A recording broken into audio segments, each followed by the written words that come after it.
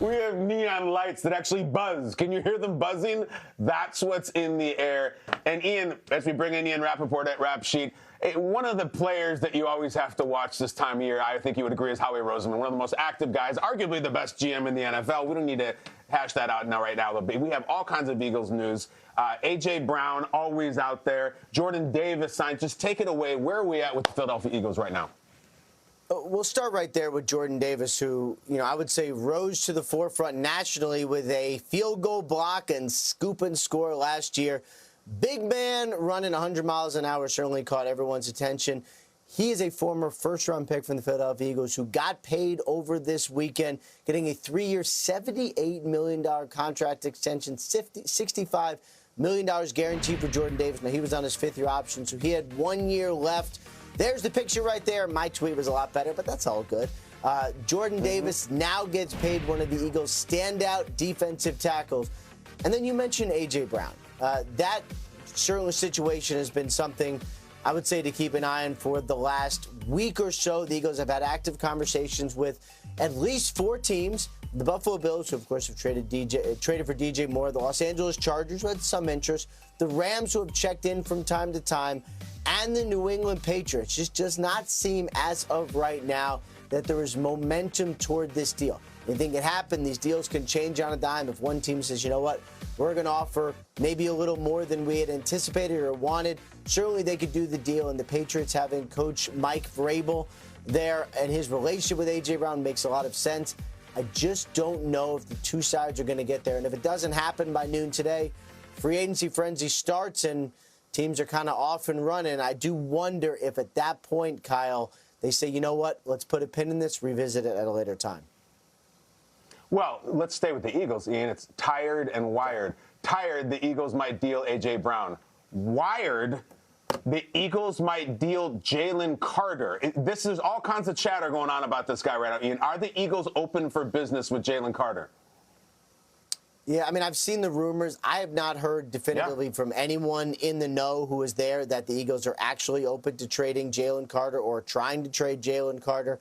We get that this time of year. I mean, somebody mentioned that, the Eagles had floated Jalen Carter in a Max Crosby trade. That didn't happen. So it's that time of year. Anything can happen. Someone could be watching this right now and say, you know what, I'm going to try to trade for Jalen Carter. I just haven't, from anyone real, haven't sensed anything toward that.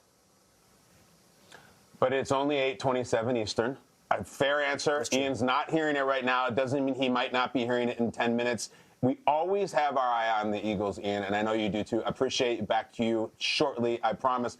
Guys, get in here. Los Angeles, we have our guy, Jessica Binden. We got Shelby Harris. You heard all about Ian. We just did like a whole big top to bottom on the Philadelphia Eagles, who, again, just seem to be one of the movers and players this time of year. A.J. Brown might leave. Jalen Carter, now just Google it, guys. It's everywhere. They're ramping up. What's your reaction to anything Ian just said or everything that's going on with the Philadelphia Eagles? I'm worried about this Philadelphia Eagles team. It's so much drama that keeps coming out over and over and over about this team that, they're not. Are we really focusing on winning a Super Bowl? But this A.J. Brown stuff, it's hilarious to me because have we heard any negative feedback from any of his teammates anywhere he's been in Tennessee or in Philly? This is all just stories that keep coming out whenever it's time for him to possibly get traded, but we've never heard any of his teammates ever actually say anything negative. And for a guy to go out there and have Sam Carter, I'm scared.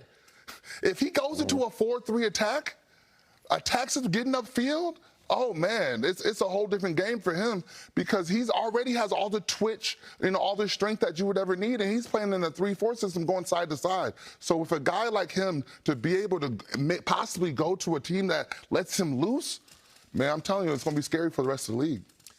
Look, at the end of the day, this is a very big deal. Look, we unfortunately have allowed this diva narrative with A.J. Brown to spread and run wild, and now we are seeing the effects of it now in trade talks. Look, like Shelby said, we heard nothing about this guy in Tennessee. We knew nothing about the fact that he was a dominant receiver and an absolute baller and a guy who, at the end of the day, Tennessee was so lucky to have. But I think what we forget that these wide receivers, these players, all of us in the NFL, we are all competitors. We all want to contribute to winning. And as a wide receiver, in order to contribute to winning, you need to have the football. Yes, are there other ways you can affect winning, whether it's run blocking, whether it's doing the dirty work? Absolutely there is. But as a wide receiver, number one, you want the football. And if you're walking out of a football game with only 2 or 3 targets, I want my wide receiver one to complain about that. I want him to want to have the ball, to be in those moments, the critical moments, to make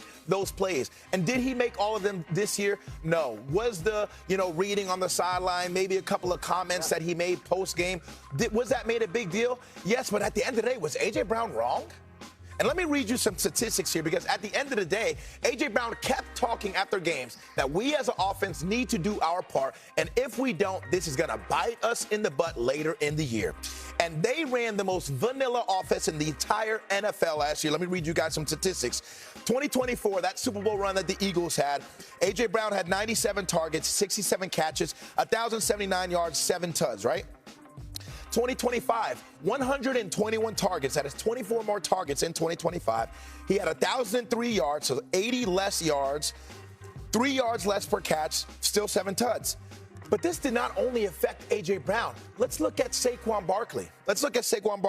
Who was a 2,000-yard rusher last year, right? 2 years ago, 345 rushes, 2,005 yards, 13 touchdowns, averaged 125 yards per game and 5.8 yards per carry. Last year, 280 rushes, 1,140 yards, almost 1,000 yards less. 7 tuds, averaged 70 yards per game.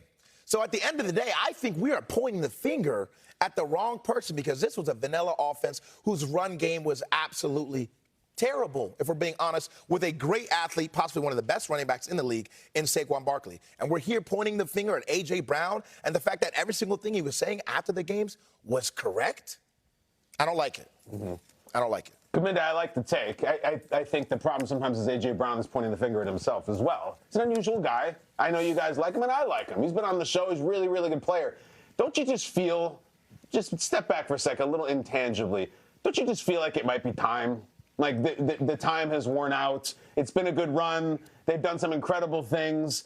It doesn't even seem like he's thrilled to be there. If you told A.J. Brown right now, you're going to the Patriots and you're going to go play with Vrabel and you do something fresh and new with a young quarterback, don't you think he throws a party? Doesn't that tell you everything, Shelby? There's nothing wrong with a change of scenery, but I also believe that he will thrive if he stays in Philly. Now, that's the biggest issue is, there's no problem with him staying in Philly, and he'll still go out there, be wide receiver one, do what he needs to do. But I do believe a change of scenery would be best for him, because then more targets for him. Think about if he was to go to a New England Patriot. They need a number one. There is no Devontae Smith. There is no Dallas Goedert to be the pass around the receptions. So the idea that he needs a change of scenery. He doesn't need one, but I'm sure he would welcome one. And if he does stay in a Philadelphia uniform, if they don't start off the way they need to, I would not be surprised if his name is in trade talks again. And at the end of the day, I think when you're A.J. Brown, when you're the type of player that he is, it starts to become more of a thing about you don't want to feel underappreciated. Because at the end of the day, there are system players in this league where if you put them in the right system, they're going to shine. And then there are players that are just dominant. There are players that it don't matter what team you put them on, they are going to dominate. A.J. Brown is one of those types of players. He is not a system player. It don't matter where you put him at. It don't matter who you line him up against. He's going to get his. And I think when you look at the narrative around it, when you look at the chatter, it can become hard not to internalize some of the narratives, not to internalize some of the things that you hear and start to feel like, well, do y'all even want me here?